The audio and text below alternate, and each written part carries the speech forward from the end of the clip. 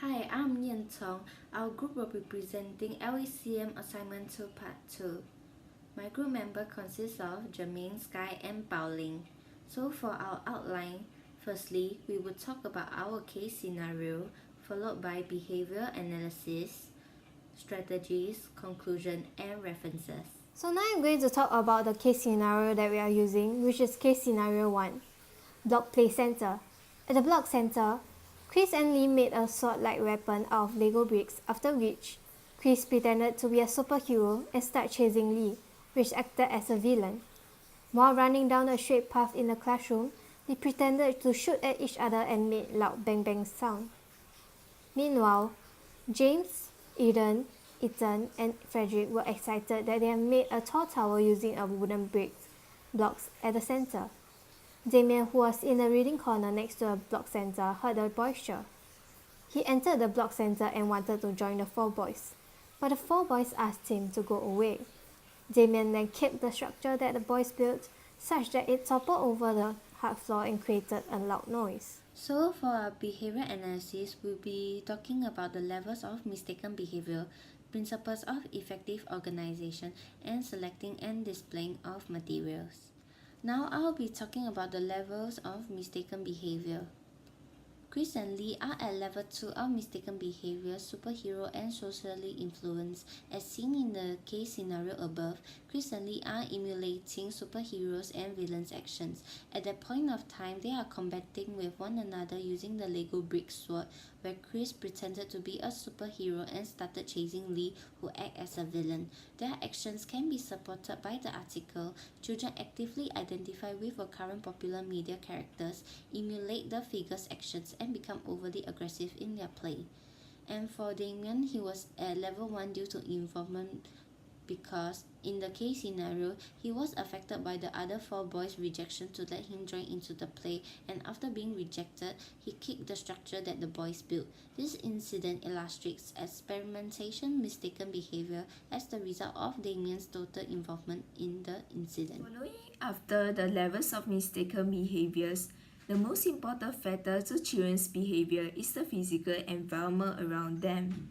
As early childhood practitioners, we are taught to use principles of effective organization to organize our classroom. Mistaken behavior identified for the Chris and Lee part is the running about in the kindergarten 2 classroom. According to the principles of effective organizations, long straight pathways in the classroom is an open space without any furniture to obstruct the pathways, and thus it could allow for or encourage running behavior in the class. Moving on to the second part of the scenario, Damien displays aggressive behavior when he was rejected by the four boys to join into the play. This resulted in a mistaken behavior, which is the kicking of the structure. Damien, who was in the reading corner, was exposed to a noise in the block play center, and he got distracted for the work that he was originally doing. Instead of referring to Damien as distracted, we can also say that he performed task switching as he switched his attention from the reading corner to the block play center. Damien went over to the block play center and offered to play with the boys. However, he was rejected and he started kicking the structure that the boys have built. Damien was exposed to the noise in the block play center because the teacher didn't separate the noisy area, which is the block play center, away from the quiet area, which is the reading corner. As a result, Damien was distracted, and all this happenstance brings out to Damien's display of aggressive behavior, which is the kicking of the structure that the boys have built. The mistaken behavior displayed by Damien can also be due to the selection and display of materials at the block play center and reading corner. The materials at the reading corner may not be as interesting as those at the block play center. This explains why Damien immediately went over to the block play center when he heard the boys cheer, which shows how much the boys were enjoying at the block play center when he doesn't at the reading corner. As the materials at the reading corner are not interesting enough, They may choose to go over to the block play center, and this resulted in the later consequence of him displaying aggressive behaviors and making a lot of noise. So moving on to the strategies, I'll be talking about the first part of the scenario.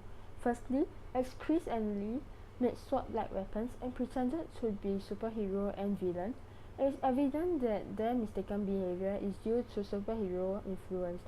Secondly, since Chris and Lee are able to run in a straight line in the classroom, it suggests that they may not have enough effective boundaries. Thus, to tackle the first problem, as teachers, we could conduct a class meeting.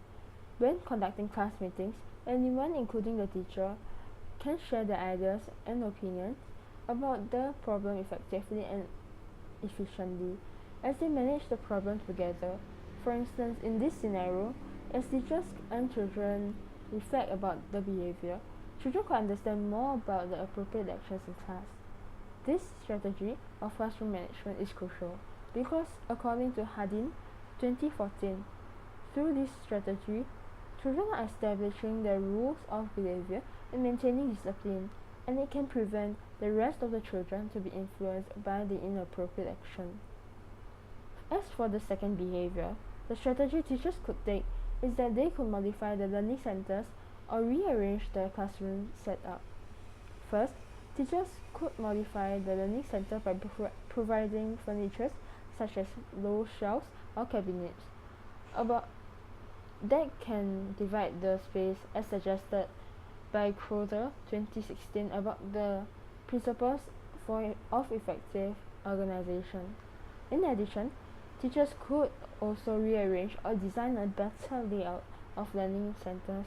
For instance, the area for dramatic center or block play area could be enlarged so that children could have more space to engage in their play.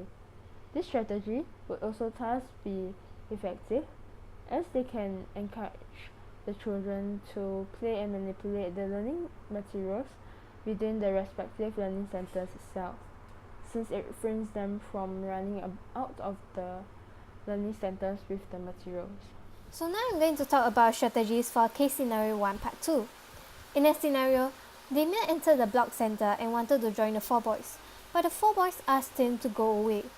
Damien then kicked the structure that the boys built such that it toppled over the hard floor and created a loud noise. The mistaken behavior is level 1 involvement. Damien avoided the unpleasant remark, "Go away," made by the 4 boys, and he reacted by kicking the structure that the boys built, which resulted it to topple over and created a loud noise.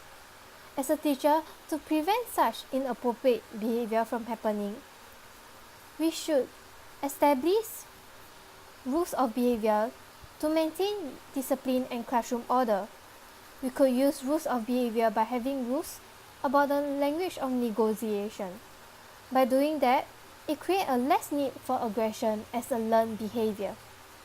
Furthermore, we could better help the children by changing our classroom arrangement. According to the principle of effective organization, we should separate noisy and quiet area. And by doing that, we could, by creating sound absorbent materials at the block play center such that the noise level will be reduced, and we could further create sound barriers around the block play center and the reading center by having low sturdy shelves around the learning center, and even a cushion to sit on at the reading center as it absorbs sound.